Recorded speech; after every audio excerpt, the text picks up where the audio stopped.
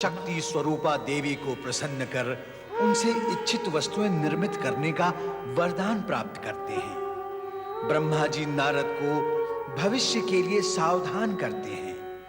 नारद व पर्वत दोनों त्वष्टा ऋषि के आश्रम में आते हैं। इंद्र भी त्वष्टा के चमत्कारों से प्रभावित होकर उन्हें स्वर्ग ले आते हैं। त्वष्टा ऋषि के दिए वचन के अनुसार देवराज इंद्र ने देवशिल्पी विश्वकर्मा को शीघ्र स्वर्ग में शक्ति मंदिर का निर्माण करने का आदेश दिया, जिससे स्वर्ग लोक में शक्ति पूजा की प्रथा व परंपरा आरंभ हुई। दूसरी ओर नारद और उनके बाल सखा पर्वत मुनि आकाश में भ्रमण कर रहे थे कि अचानक उनकी दृष्टि एक घुड़सवार पर पड़ती है। तो कथाओं का भंडार है। कहाँ से आती इतनी सारी गुड़ कथाएं? नाना, मैं नहीं बताऊंगी कि मेरे पास कहाँ से आई इतनी गुड़ कथाएं। यदि मैं बता दूंगी तो तुम सब ले आओगी, फिर मैं क्या सुनाऊंगी? चलो जैसी भी कथा हो सुना दो। मैं भी यही सोच रही थी। अच्छा सुनो, एक भयंकर राक्षस जंगल से जा रहा था। दूसरा भयंकर राक्षस जंगल में आ रहा था। अच्छा, फिर क्या हुआ?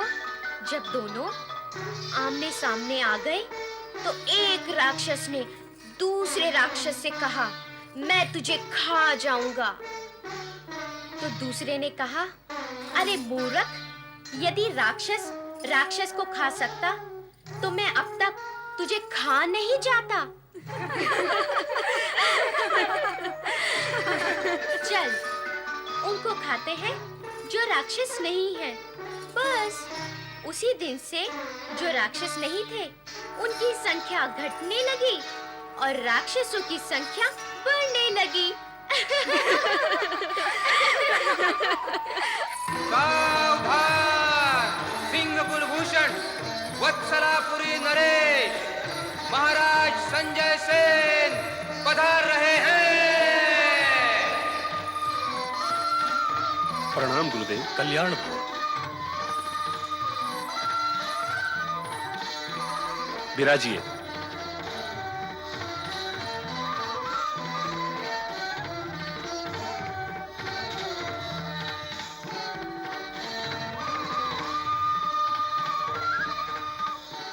प्रणाम मुनिजन। उस दिन दस्युओं से आपने हमें सावधान किया था, किंतु शीघ्रता में आपका परिचय प्राप्त करने का हमें सौभाग्य प्राप्त नहीं हो सका। अहोभाग्य हमारे कि आज आप स्वयं यहां पधारे हैं, तो कृपया अब अपना परिचय हमें दें। नारायण नारायण, मैं नारायण भक्त नारद हूं और ये मेरे बाल सखा, सहपाठी, परम मित्र पर्वत मुनि हैं। हे राजन, सत्य तो ये है कि हम मुनियों का महल में आने का ना प्रयोजन है ना आवश्यकता, परंतु जब हमें इधर से जाते हुए ये ज्ञात हुआ कि ये आपका प्रसाद है, तो विचार हुआ आपके दर्शन ही करते चले। आप दोनों का राजसभा में सहर्ष स्वागत है। राजन, उन दस्युओं को क्या दंड दिया आपने? वो हमारे पड़ोसी राज्य से आए हुए दस्यु थे। हमारे सैनिकों को देखते ही पलायन कर गए।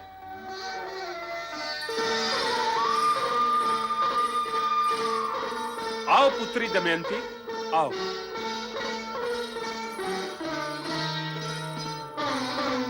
देखो, हमारे यहां मुनिवर पधारे हैं। ये हैं नारायण भक्त नारद जी।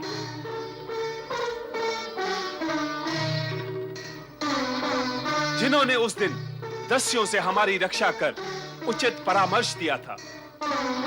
और साथ में ये हैं इनके बाल सखा मुनि पर्वत। मुनि जन को दमयंती का प्रणाम। कल्याण हो। भविष्य उज्जवल भव। मुनिवर, मेरा अतीत भी उज्जवल था, मेरा वर्तमान भी उज्जवल है, तो मेरा भविष्य निश्चित ही उज्जवल होगा।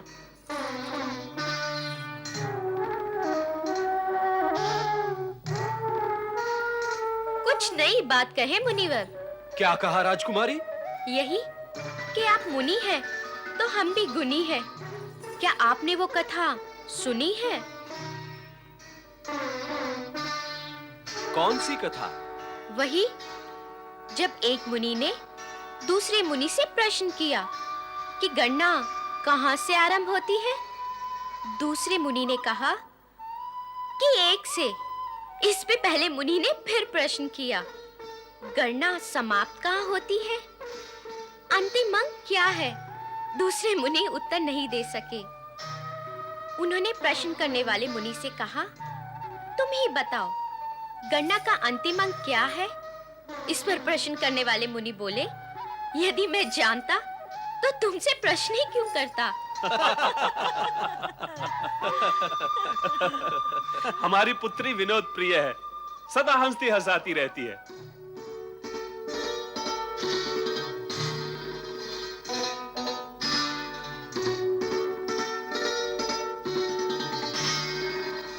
पिताजी, ये दोनों मुनि हमारे सम्माननीय अतिथि हैं। इनकी सुख सुविधा का हमें समुचित प्रबंध करना होगा।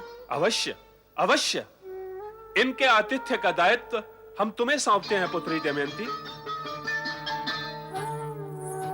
पिताजी, आपके आशीर्वाद से मैं अपना दायित्व पूर्ण रूप से निभाऊंगी।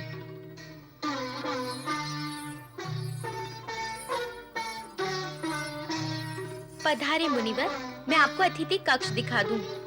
पधारे।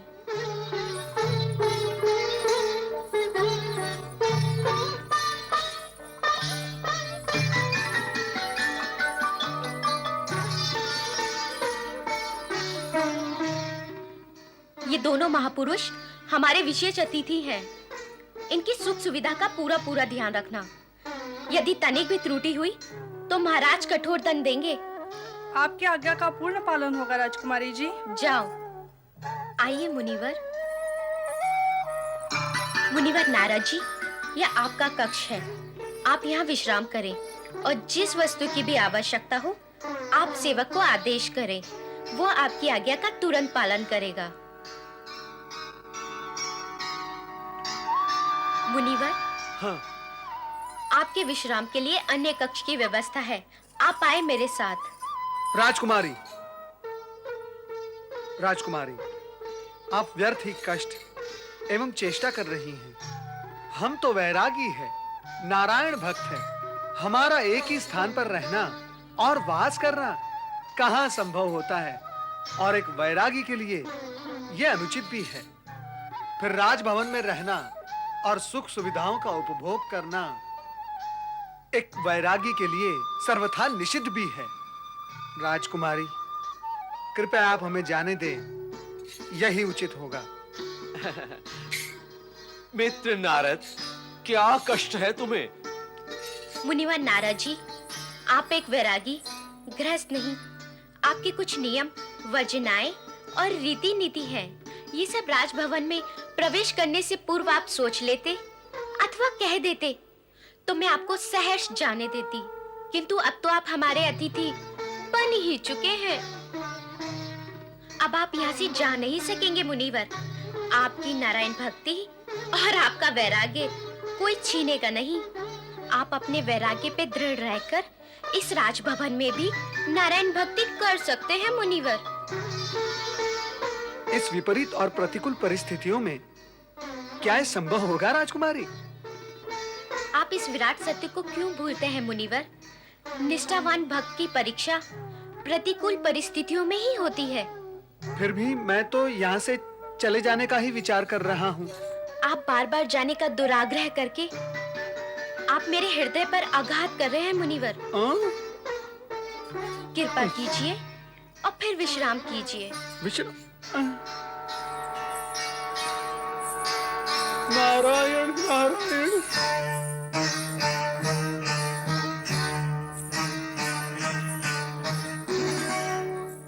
मुनिवर, ये आपका शयन कक्ष है। आप यहाँ विश्राम करें।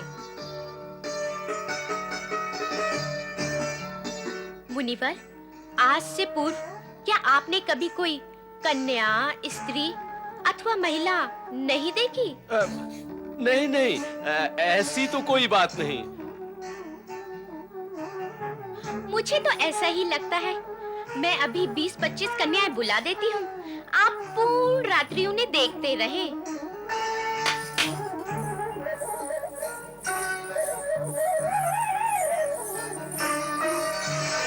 आज्ञा करे राजकुमारी। वसुधा, रंगशाला में से जाकर अमला, विमला, रमला, गुरवंती, अरुंधति, जोशना, सुनंदा, सुप्रिया, लक्ष्मी, इन सभी को तुम तुरंत बुला लाओ। नहीं राजकुमारी जी, नहीं। हाँ पर्वत मुनि, हाँ। सुनंदा, भावना, अलका, राधा, उषा, लता, कामना, इन सभी को तुरंत ले आओ। राजकुमारी जी, आप क्या कर रही हैं? ऐसा ना करें। नहीं करूं? ठीक है, नहीं करती। अब आप विश्राम करें और मुझे आज्ञा दें। प्रणाम।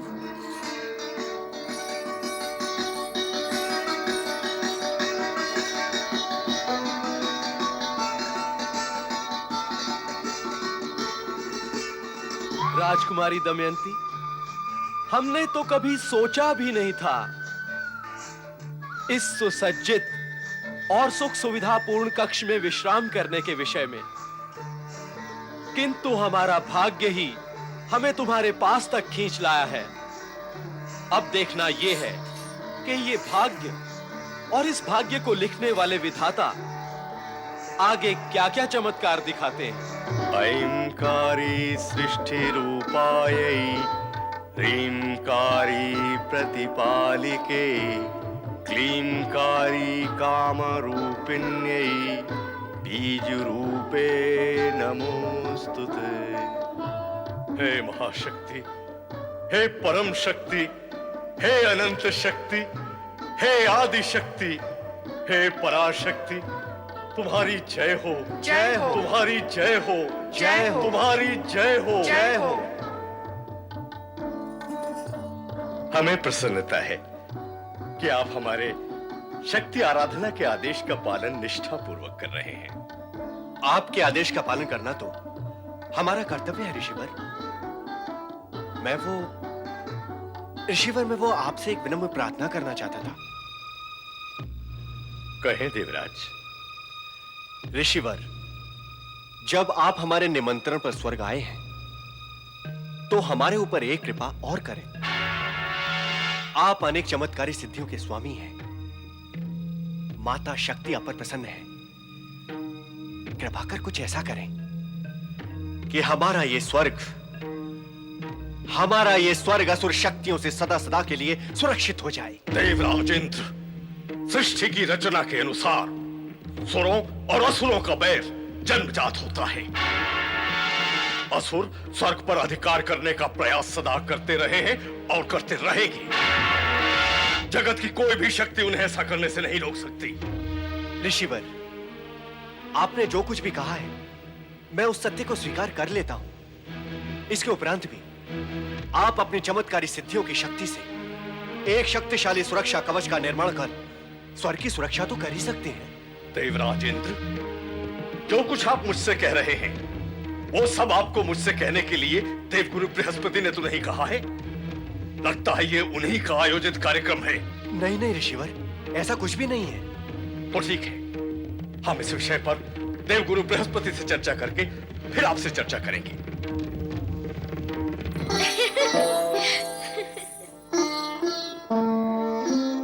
मुनिवर, मुनिवर, भोजन के समय कहाँ चले गए आप? मुनिवर, मुनिवर कहाँ हैं आप? मुनिवर, मुनिवर, मैं आपके लिए भोजन लाई हूँ। मुनिवर,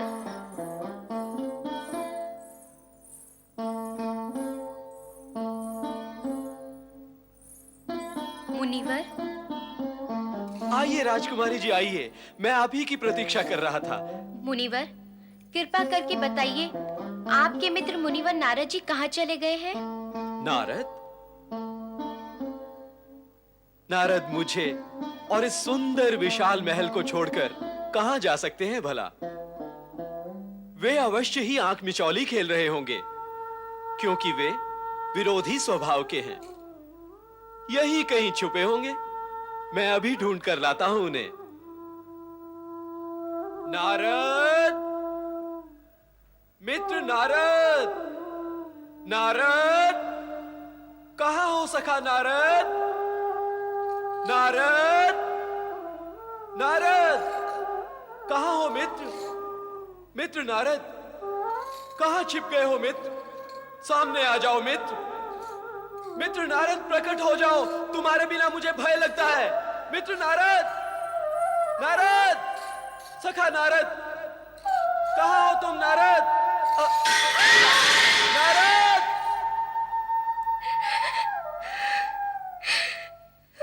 नारद ने मेरे साथ ही नहीं, आपके साथ भी वचन भंग किया है। वो अवश्य ही मुझे छोड़कर यहां से चला गया है।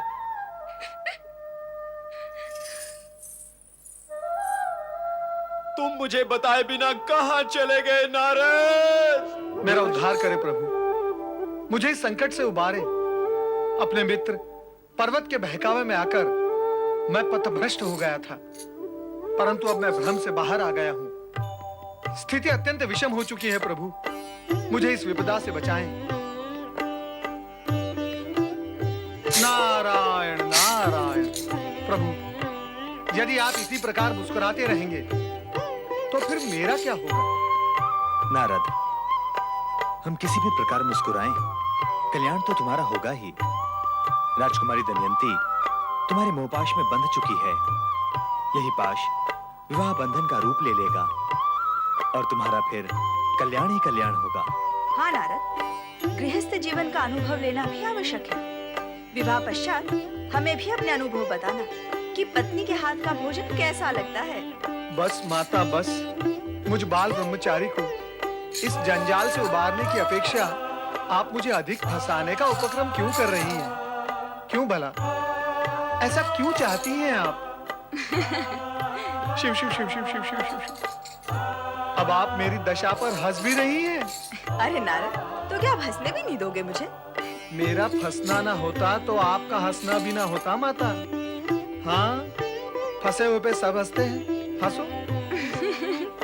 नारद, अब दुखी होने की क्या आवश्यकता है? स्वयं तुमने ही तो धर्मपत्नी पाने की इच्छा जागृत की थी, इसलिए भगवान शिव ने तुम्हें वरदान दिया। क्या उनका वरदान कभी निष्फल हो सकता है? कदापि नहीं। अर्थात मैं, मेरी भक्ति, मेरा ब्रह्मचर्य सब कुछ निष्फल हो जाएगा। हे प्रभु, अब मैं क्या करूं? क्या अब मुझे पुनः वही जाना होगा? स्थिति को समझो नारद, और इस सत्य को भी स्वीकारो कि राजकुमारी दमयंती जैसी धर्मपत्नी बड़ी भाग्य से मिलती है। और नारद तो भाग्यवान है ही। और अब तो उसके हृदय में तुम्हारे लिए अपार प्रेम उत्पन्न हो चुका है। और प्रेम का उत्तर यदि प्रेम से नहीं दिया गया तो दमयंती के प्रेम का और हृदय का क्या होगा नारद? नारद, तुम्हारे अचानक वहां से अदृश्य हो जाने से उसका मन तो दुख का सागर ही बन चुका होगा। नारद, अपनी आराधिका को इस प्रकार मझधार में छोड़ना क्या तुम्हें शोभा देता है? उचित यही होगा कि तुम एक आदर्श अतिथि का कर्तव्य निभाते हुए शीघ्र ही महल में पहुंच जाओ। श्री हरि, क्या आपकी भी यही आज्ञा है? हमारी आज्ञा का प्रश्न ही नहीं है नारद। इस समय हमारी आज्ञा से अधिक भगवान शिव के वरदान का विचार करना होगा, उसकी चिंता और सम्मान करना होगा। इसके लिए तुम्हें तुरंत वहां पहुंच ही जाना चाहिए। सत्य यह भी है नारद कि तुम्हारे वियोग में दमयंती व्यग्र और अस्वस्थ हो गई है। तो ठीक है, मैं जाता हूं। अवश्य जाना चाहिए। नारायण नारायण नारायण नारायण।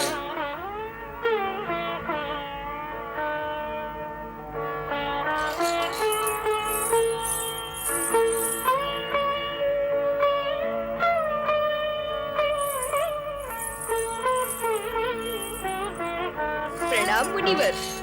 कहाँ चले गए थे अतिथि देव? जब से आप गए हैं तब से राजकुमारी दमयंती ने अन्न जल त्याग दिया है। बस उदास बैठी आंसू बहाती रहती है। मैं तो रमता जोगी हूँ, किसी एक स्थान पर अधिक समय तक टिक नहीं सकता।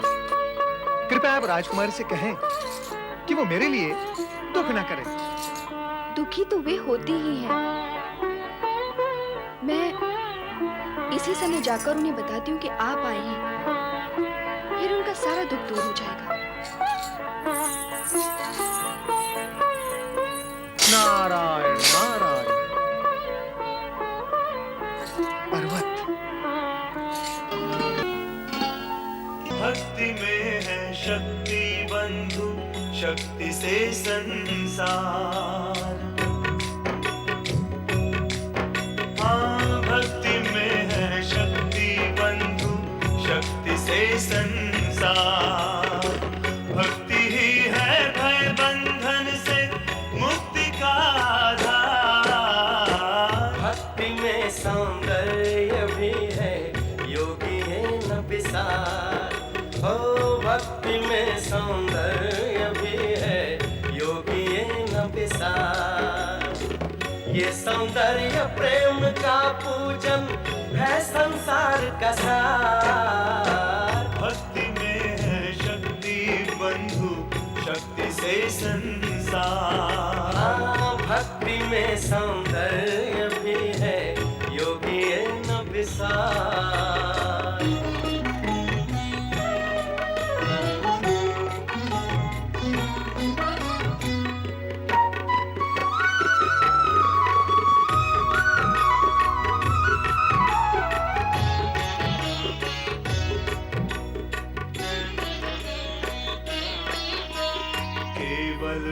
भगवान की भक्ति हर एक कष्ट को हरती। दसों दिशा में हर्ष दर्श का वो संचार है करती। ये सौंदर्य ही तन मन में यौवन का रस भरता। धन्य है उनके नयन जो देखे कण कण में सुंदरता। यही वो धन्य है जो पाए का उपहार।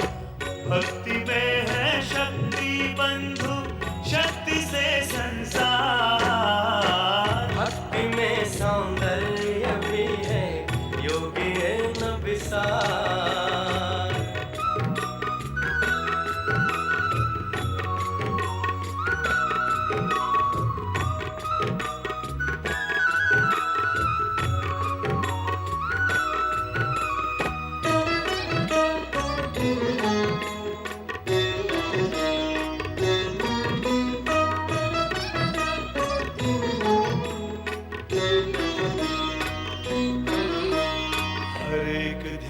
से ध्यान हटाकर उसका ध्यान जो धर ले, सुख अलौकिक पा जाए वो जो है भक्ति कर दे। सुख अलौकिक का सपना कुछ भौतिक सुख है महान। प्रेम है जीवन, प्रेम से कर दो प्रेम को जीवन दान। भक्ति करने से मिट जाते मन के सभी विकार। भक्ति में है शक्ति बंधु, शक्ति से संसार। भक्ति में सौंदर्य भी है, योगी है न विसार।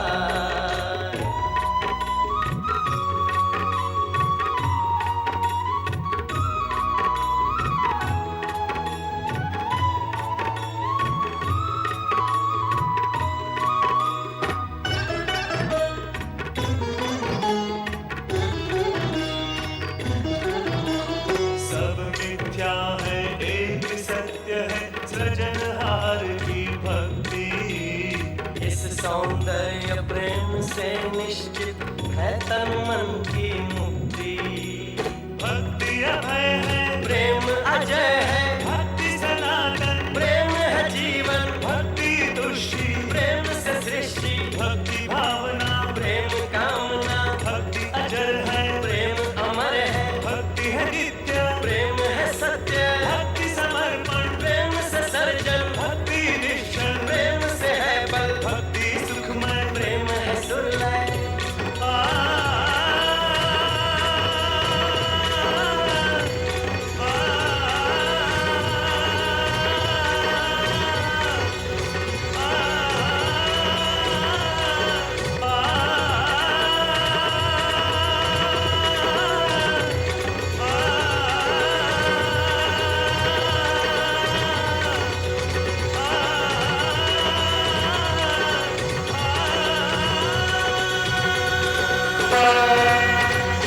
गौतम, मुनिवर नारद, क्या आपने हमें अपनी चमत्कारी सिद्धियों से प्रभावित नहीं किया था? क्या आपने हमें विश्वास नहीं दिलाया था अपने चमत्कारों का? इसीलिए तो हमने आपको स्वर्ग में आमंत्रित किया था, और अब आप अपने वचन से विमुख हो रहे हैं।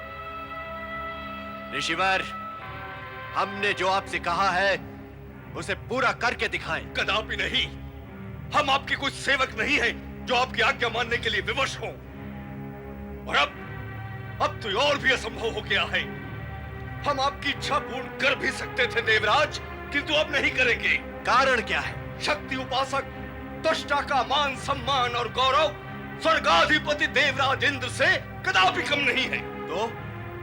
तो क्या प्रश्न आपके गौरव और मान सम्मान का नहीं है ऋषिवर, हमारी इच्छा का है।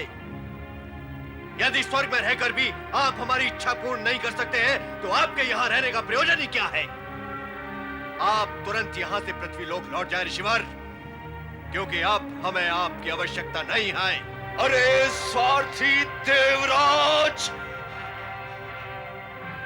आवश्यकता तो हमें भी तुम्हारी नहीं है। स्वर्गलोक में अतिथि बनाकर तुम हमें यहाँ लाए थे। हमने तुमसे नहीं कहा था स्वर्गलोक में आने के लिए, तुमने हमसे विनती की थी तुमने। और अब हमें चले जाने के लिए कहकर तुमने हमारा ही नहीं, हमारी सिद्धियों का और हमें सिद्धियां प्रदान करने वाली माता शक्ति का भी अपमान किया है।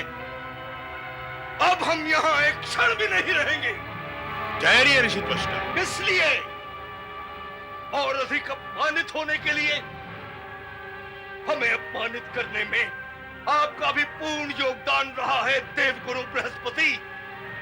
इसका दुष्परिणाम आपको और देवराज इंद्र को ही नहीं, अपितु संपूर्ण स्वर्गलोक को भुगतना होगा।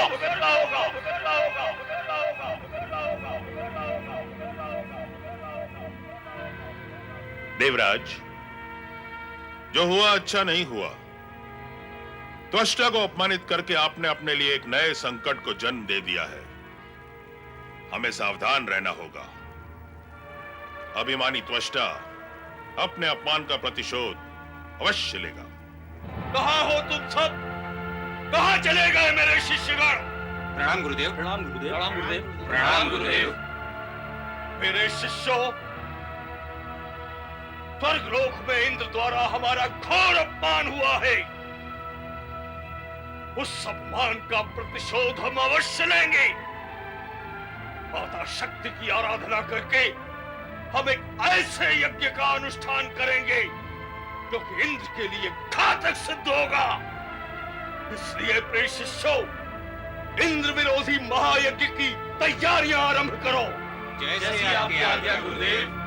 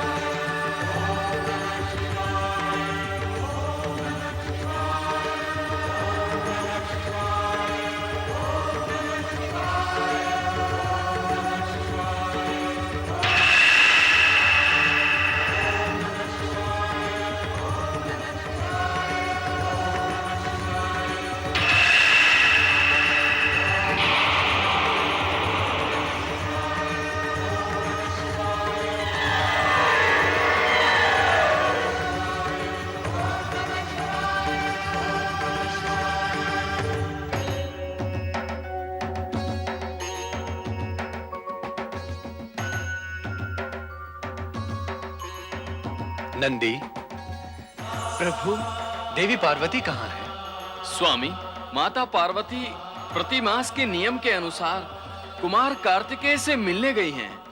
अब तो उनके लौटने का भी समय हो गया। श्री शैल पर्वत से लौटते समय देवी पार्वती को बार बार नारद का स्मरण हो रहा होगा। देवऋषि नारद का स्मरण? हाँ, प्रथम बार जब हम कार्तिकेय से मिलने श्री शैल पर्वत गए थे, तब नारद भी हमारे साथ थे। पति परमेश्वराय नमो नमः। आप तो अंतर्यामी हैं स्वामी। ये सत्य है कि बार-बार मुझे नारद का स्मरण हो रहा था। मैं तो ये भी जानने के लिए उत्सुक हूँ कि आपसे वरदान प्राप्त करने के पश्चात नारद अचानक कहाँ अदृश्य हो गए। बार-बार कैलाश की टोह लेने वाले नारद क्या हमें बिल्कुल ही भूल गए? नारद हमें नहीं भूल सकते देवी, किंतु भूल अवश्य कर सकते हैं। भूल? कैसी भूल? भूल भुलैया में फंस जाने की भूल, जिससे बाहर निकलने का मार्ग उन्हें मिल ही नहीं रहा है। आपकी कृपा होगी तो वो भूल भुलैया से बाहर आ ही जाएंगे। आप तो ये बताएं कि उन्होंने गृहस्थ जीवन में प्रवेश किया अथवा नहीं। आपके वरदान के अनुसार उन्हें धर्मपत्नी की प्राप्ति हो चुकी होगी ना स्वामी? देवी, इस प्रश्न का उत्तर कुछ समय पश्चात तुम्हें अवश्य मिल जाएगा।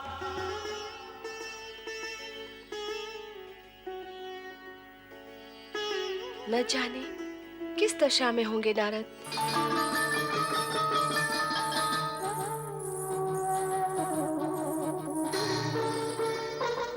प्रणाम मुनिवर। टहलना छोड़ें और भोजन करें। भोजन? हाँ मुनिवर, ये मिष्टान और पकवान मैंने स्वयं बनाए हैं और आपके लिए बनाए हैं। आप इनका भोग लगाइए और बताइए मैं पाक कला में निपुण हूँ अथवा नहीं। किंतु आपने मेरे लिए इतना कष्ट क्यों किया? मेरे संतोष और आनंद को आप कष्ट क्यों कहते हैं मुनिवर? आपको भोजन कराकर मुझे जो संतुष्टि और आनंद की प्राप्ति होगी उसकी तो आप कल्पना भी नहीं कर सकते। मैंने जो कल्पना नहीं की थी वही सब कुछ तो घटित हो रहा है राजकुमारी। आप इतना संकोच क्यों कर रहे हैं मुनिवर? यदि आप इसी प्रकार संकोच करते रहे तो मैं अपने हाथों से बैठाकर आपको भोजन कराऊंगी।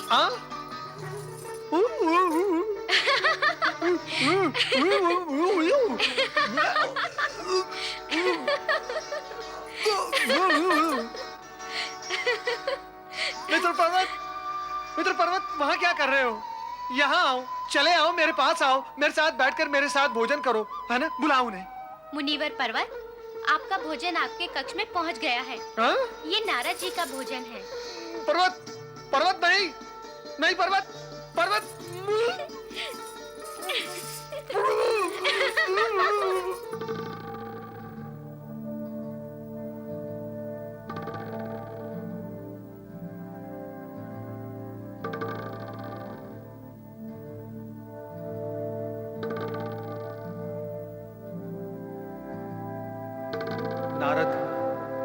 नारद, तुम दिन प्रतिदिन राजकुमारी दमयंती के प्रेम पाश में फंसते जा रहे हो।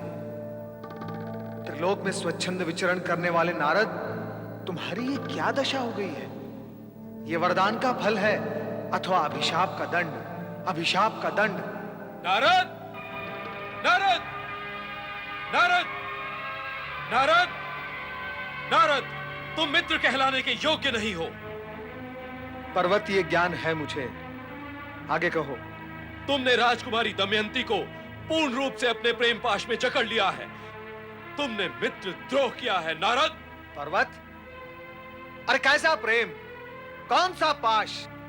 स्थिति का तुम्हें तनिक भी ज्ञान नहीं है और पंचम स्वर में बोले जा रहे हो। दमयंती को मैंने कभी बढ़ावा नहीं दिया और ना ही मेरा उससे कोई लगाव है। वो तो स्वयं ही प्रेम के उन्माद में अपनी सुध-बुध खोती जा रही है। उसे प्रेम का उन्माद है तो क्या मैं तुम्हें उन्मादी लगता हूं? मैं नहीं चाहता कि वो मेरे समीप आए। मैं तो स्वयं इस विचित्र परिस्थिति में फंसकर छटपटा रहा हूं। सावधान नारद, सावधान। तुमने मेरे साथ अपने मन की हर बात सच सच कहने की प्रतिज्ञा की है। क्या यह असत्य नहीं कि तुम दमयंती से प्रेम नहीं करते? सत्य तो यह है कि दमयंती का सौंदर्य, उसका प्रेम, उसकी निकटता अब तुम्हें भाने लगी है।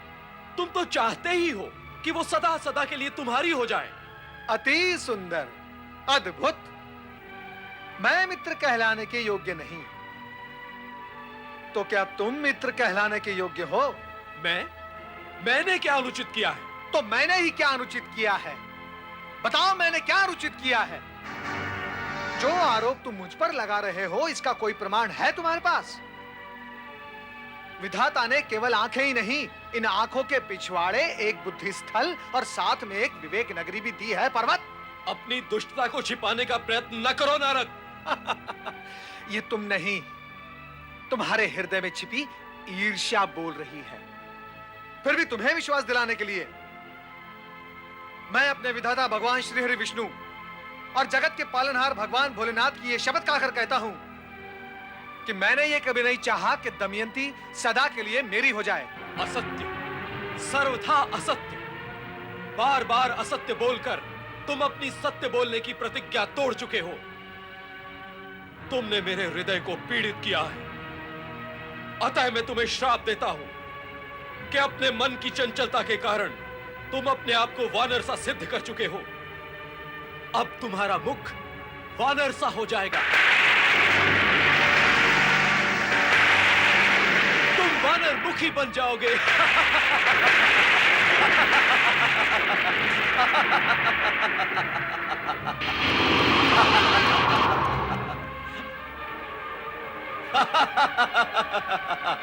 नहीं, नहीं, मैं वानर बन गया।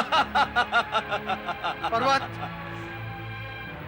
मुझ निर्दोष को श्राप देकर जो तुमने अनुचित कार्य ईर्ष्यावश किया है, उसके लिए मैं तुम्हें श्राप देता हूं। आकाश में गमन करने की तुम्हारी सिद्धि नष्ट हो जाएगी। तुम आकाश मार्ग से स्वर्ग कभी नहीं पहुंच पाओगे। तुम पृथ्वीलोक में ही भटकते रहोगे। दोष को श्राप देकर जो तुमने कार्य ईर्ष्यावश किया है, उसके लिए मैं तुम्हें श्राप देता हूं। आकाश में गमन करने की सिद्धि तुम्हारी नष्ट हो जाएगी। तुम आकाश मार्ग से स्वर्ग कभी नहीं पहुंच पाओगे। पृथ्वीलोक में ही भटकते रहोगे, भटकते रहोगे, भटकते रहोगे, भटकते रहोगे, भटकते रहोगे, भटकते रहोगे, भटकते रहोगे, भटकते रहोगे, भटकते रहोगे।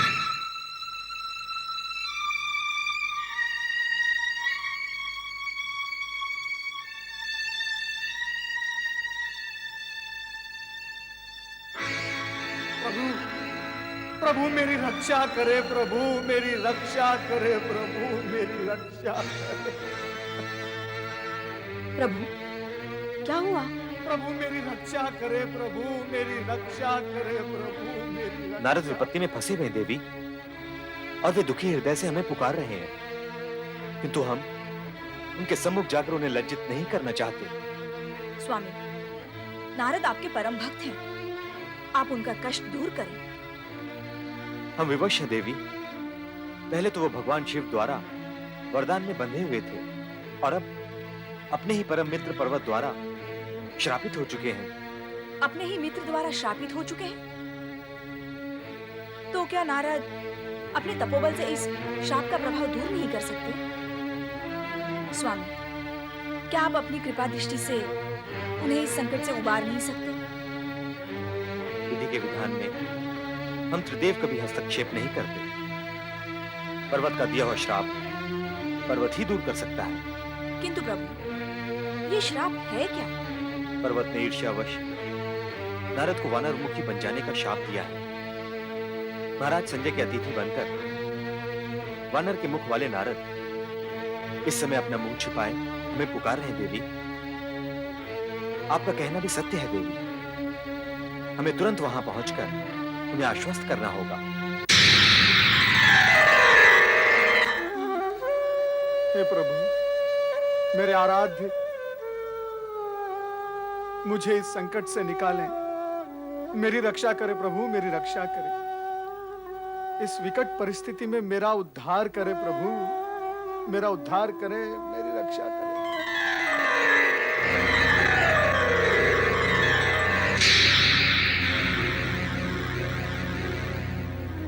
नारद, प्रभु, प्रभु मेरी रक्षा करे, प्रभु मेरी रक्षा करे, प्रभु मेरी रक्षा करे। ये क्या दशा बना दी है आपने मेरी प्रभु। प्रभु, भाग्य ने मेरे साथ कैसा क्रूर व्यवहार किया है प्रभु, आप देख रहे हैं। मुझे पूर्ववत बना दे प्रभु, कृपया आप मुझे पूर्ववत बना दे। इस लज्जास्पद स्थिति से मुझे उबारे प्रभु। उठो नारद। नारद, हम तुम्हारी पीड़ा से पीड़ित हैं, किंतु हम विवश हैं। जब तक पश्चाताप के तप से तपित होकर पर्वत स्वयं यहां लौटकर नहीं आता, तब तक तुम्हें इसी रूप में रहना होगा। नारद, वानर मुख धारण करने से तुम्हें कष्ट नहीं होगा। इस बीच तुम्हें अपूर्व अनुभव प्राप्त होगा। इसे अभिशाप नहीं, वरदान समझो नारद। इसे जीवन के नए अनुभवों से साक्षात्कार करो। प्रभु, कृपया कर अब यह भी बता दे कि मैं अपने मूल स्वरूप को कब प्राप्त करूंगा। पर्वत के लौटने तक का समय देखते ही देखते बीत जाएगा नारद। तब तक तुम दमयंती की छत्र छाया में रहो, तुम्हारा कल्याण हो।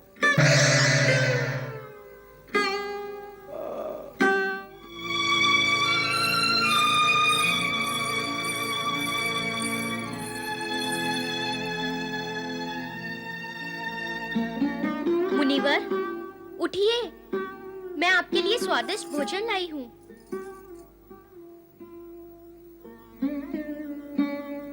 उठिए मुनिवर, उठिए, भोजन का समय हो गया है।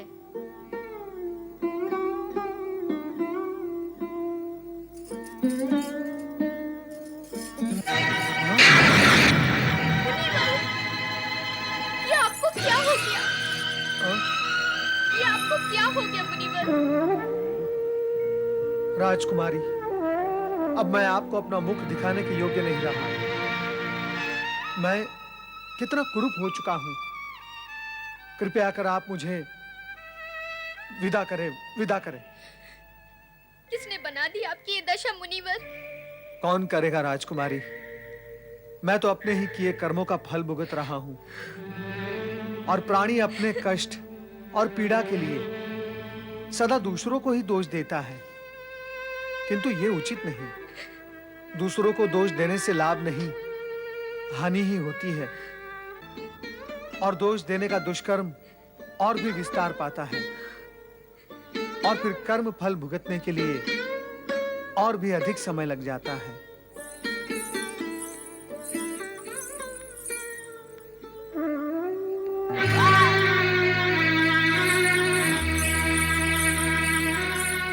क्या हुआ? नारद मुनि, नारद मुनि,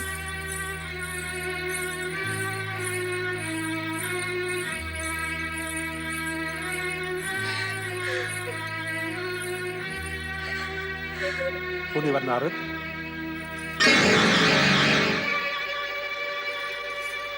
आपकी सारी सिद्धियां, सारे चमत्कार यहां आकर नष्ट हो गए और आप अपने आप को कुरूप होने से नहीं बचा सके।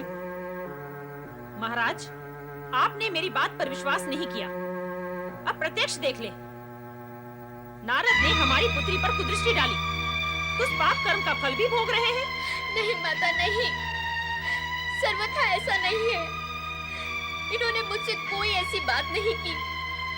इन्होंने तो सदा मुझसे दूर रहने की चेष्टा की है। दमयंती, नारद ने हमारे आतिथ्य का दुरुपयोग कर तुम्हें भ्रमित कर दिया है। क्या इसका वानर मुख देखकर भी तुम सत्य को नहीं समझ सकी? क्या अब तक भी तुम्हारी आंखें नहीं खुली? नारद मुनि, यदि अब भी कुछ लज्जा का अंश शेष है तो अपना ये सुंदर सलोना मुख लेकर तुरंत निकल जाओ यहाँ से। माता, किंतु मन ही मन मैंने अपना पति स्वीकार कर चुकी हूँ। पति मारी गई है तुम्हारी, बुद्धि भ्रष्ट हो गई है। एक रूप मुनि जो छली कपटी है, उससे विवाह करोगी तुम इस अभागे के साथ? किंतु पिताजी, कुछ भी बोलने की आवश्यकता नहीं है। हमने तुम्हारा विवाह राजघराने की रीति के अनुसार स्वयंवर द्वारा निश्चित कर दिया है। जीवन में इनके अतिरिक्त अन्य किसी को अपने पति के रूप में स्वीकार नहीं करूंगी, नहीं करूंगी, नहीं करूंगी, नहीं करूंगी। अब यही मेरे सर्वस्व है। नहीं राजकुमारी, नहीं। आप भावुक हो रही हैं। मुझ अभागे के साथ आप अपना जीवन जोड़कर उसे नष्ट न करें। राजकुमारी, मुझ में ऐसा कुछ भी नहीं है जिसके लिए आपको अपने माता पिता का विरोध करके इस राजसी जीवन को त्यागने का विचार करना पड़े। आपके लिए तो उचित यही होगा कि आप अपने माता पिता की आज्ञा का पालन करते हुए जीवन का सुख भोगे।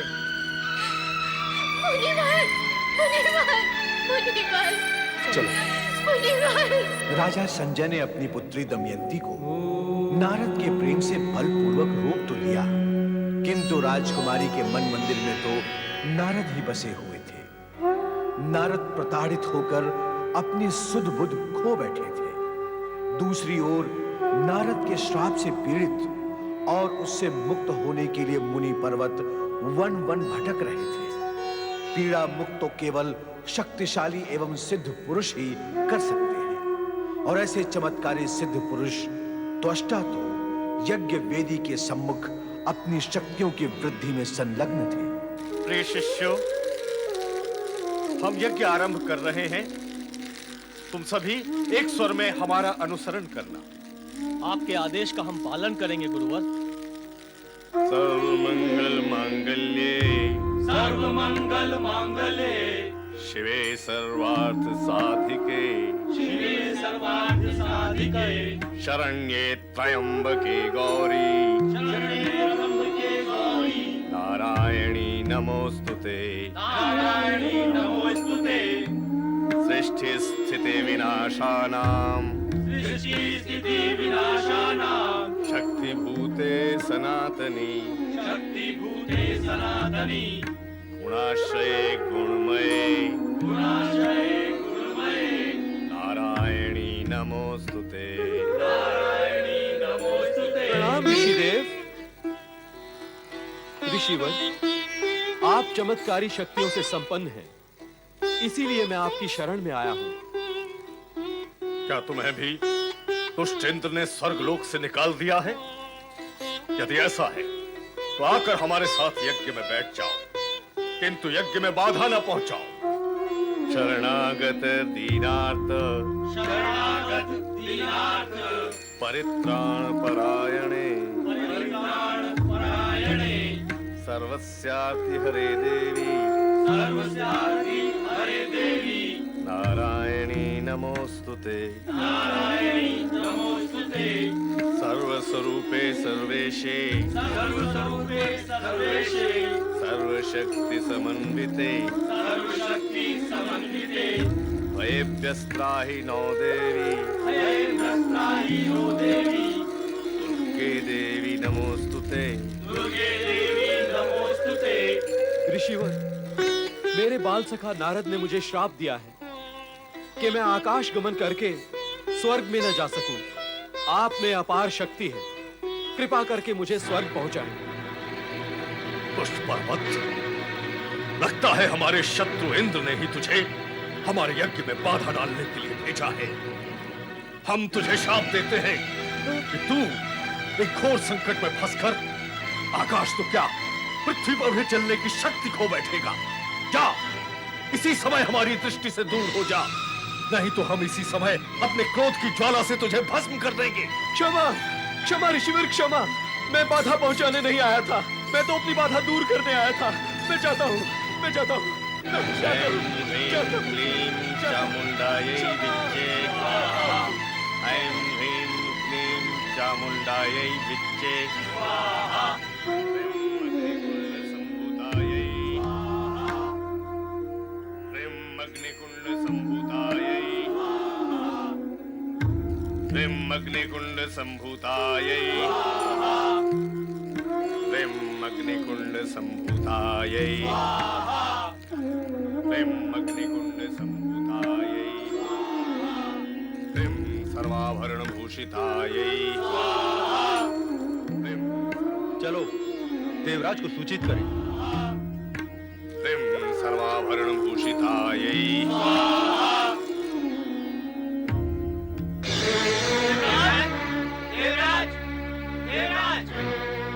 क्या हुआ? अनर्थ हो गया देवराज। उस अनर्थ का कुछ नाम भी होगा वरुण देव।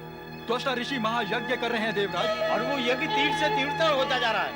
और वह किसी भी समय सफल होकर हमारे विरुद्ध अपनी चमत्कारिक शक्तियों का उपयोग कर सकते हैं। ये तो स्पष्ट ही है देवराज कि वे शक्ति संचित कर आपसे अपने अपमान का प्रतिशोध लेना चाहते हैं। वे ऐसा करें इससे पूर्व ही हमें सचेत हो जाना चाहिए। आप हमें आज्ञा दें, हम अपनी शक्तियों का प्रयोग कर त्वष्टा को उसके यज्ञ सहित समाप्त कर देंगे। हाँ देवराज, जब तक त्वष्टा जीवित रहेगा हमें शांति से नहीं रहने देगा। वो स्वर्गलोक का शत्रु बन चुका है। स्वामी, कुछ भी करने से पूर्व आपको देवगुरु बृहस्पति का परामर्श अवश्य लेना चाहिए। इसकी आवश्यकता नहीं है। देवगुरु के परामर्श की आवश्यकता नहीं है? क्यों? स्थिति को समझने का प्रयत्न करो देवी। यदि देवगुरु बृहस्पति ने त्वष्टा के विरुद्ध शक्ति प्रयोग ना करने का परामर्श दे दिया तो हमारी क्या दशा होगी? तब भी हमें शक्ति का प्रयोग तो करना ही होगा। उनसे परामर्श ना लेने पर उनकी अवज्ञा करने के दोष से तो बचे रहेंगे।